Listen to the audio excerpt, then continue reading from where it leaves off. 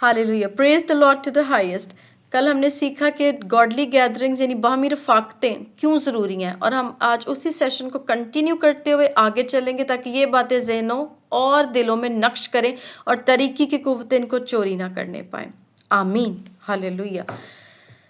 तो हमने वहाँ पर कल एक एग्ज़ाम्पल को देखा, कुछ और एग्ज़ाम्पल्स को देखा, जिनमें से एक एग्ज़ाम्पल को मैं रिपीट करूँगी कि पतरस जो थे जब कैद खाना में डलवा दिया गया, उससे पहले क्या हुआ कि स्तिफनस को जब मार दिया गया पथराव से, और कलीसिया ने एक बात सोची कि कहाँ ऐसी लैकिंग जा रही है, और फिर उसके बाद पतरस को भी कैद खाना में डलवा दिया गया।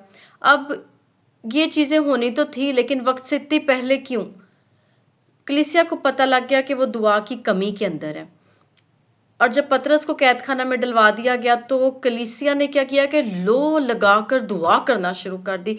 कलीसिया की एक बड़ी सपोर्ट यहाँ पर हमें पतरस के लिए नजर आती है। कलीसिया उधर लो लगाकर दुआ करी, और उधर पतरस जो है जेल के अंदर, बेड़ियों के अंदर जकड़ा हुआ, एक फरिश्ता के द्वारा वहां से आज़ाद करवा लिया जाता है, और पतरस उस जगह पर आके मौजूद हो जाता है जहाँ पर वो प्रेयर कर रहे थे। हालेलुया। इसी तरह से हम और बहुत से एग्जाम्पल्स को from old testament and from new testament देखते हैं कि किस तरह से जब बाहमी फास्टिंग की जाती है, जैसे एस्टर रानी ने जब फास्ट करवाया 3 days and 3 nights का, तो किस तरह से इसराइल कौम जो है वो रिहा हुई। इस तरह से नैनवा के शहर में जब फास्टिंग करवाई गई तो कैसे खुदावंद ने उनको माफ़ किया और वो बिल्कुल आज़ाद हो गए अपने सारे गुनाहों से। तो हम फास्टिंग का, इकट्ठे प्रेयर करने का एक खासा ज़बरदस्त एक रिज़ल्ट देखते हैं यहाँ पर। ये क्योंकि बहुत से लोग कहते हैं कि मैं अपनी पर्सनल प्रेयर कर लेता हूँ, that is enough for me, लेकिन चर्च जाना, बाहमी रफ़ाक़त रखना ऐसे लोगों में जो आपके साथ एक मन हो जाए, फैमिली प्रेयर करना, these are very important things. हम इसमें से कुछ रेफरेंसेस देखेंगे, जैसे इब्रानियों 10:25 में लिखा, एक दूसरे के साथ जमा होने से बाज ना आए, जैसा बाज लोगों का दस्तूर है, बल्कि एक दूसरे को नसीहत करें, और जिस कदर उस दिन को नज़दीक होते हुए देखते हो उस कदर ज़्यादा किया करो। यहाँ पर पौल एक नसीहत कर रहे हैं, सजेशन दे रहे हैं कि जैसे जैसे खुदावंद का दिन नज़दीक आ रहा है, बाहमी रफ़ाक़तें जो हैं ये बढ़ाते जाओ, इनको कम ना करो। तो पौलुस गलत तो नहीं ना कह रहे, पौलुस रसूल वो बिल्कुल ठीक है। अब ये ज़रूरी क्यों होती हैं? अगर एक भाई इमोशनल गिरावट में हो, फाइनेंशियल गिरावट में हो, साइकोलॉजिकल गिरावट में हो, तो जो रूहानी बहन भाई हैं वो यहाँ पर उसको सपोर्ट करते हैं और उसको इनकरेज करके ऊपर को खड़ा कर देते हैं। प्रेयर्स, आपके पीछे की हुई प्रेयर्स आपको एक धक्का लगाती हैं, एक पुश देती हैं, और आप जिन जगहों में से आगे नहीं निकल पा रहे होते ना, आप उन दीवारों को जो आपसे ऊंची हैं फांद जाते हो। अगर आपके पीछे कोई दुआएं करने वाला है, आप उन वेस पे नहीं जाते जो खतरनाक है, आप उन वे से मुड़ के सीधे रास्ते पर चले जाते हैं अगर आपके पीछे कोई दुआएं करने वाला मौजूद है तो। इसी तरह से एक्ट्स 2:42 में हम देखते हैं, और ये रसूलों से तालीम पाने और रफ़ाक़त रखने में और रोटी तोड़ने और दुआ करने में मशगूल रहे। कैसे उन्होंने, इब्तदाई कलीसिया ने इतनी जल्दी तरक्की की, हज़ारों से हज़ारों लोग रोज़ शामिल उनमें होते थे, रोज़ बैप्टिज़म लेते थे, क्योंकि वो बाहमी रफ़ाक़त रखते थे, वो एक मन हो जाते थे।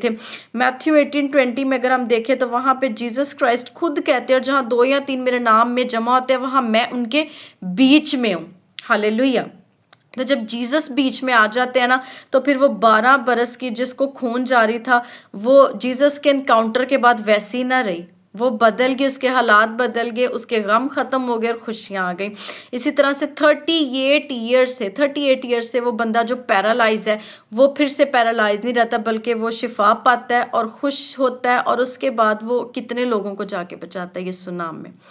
तो जब जीसस का इनकाउंटर होता है ना, तब चीज़ें बदल जाती हैं। और ये वहाँ जहाँ पर बाहमी रफ़ाक़त हो रही होती है, वहाँ पर जीसस खुद कह रहे हैं मैं वहाँ पर प्रेजेंट हूँगा। हमें इन बातों पर ईमान रखने की ज़रूरत है।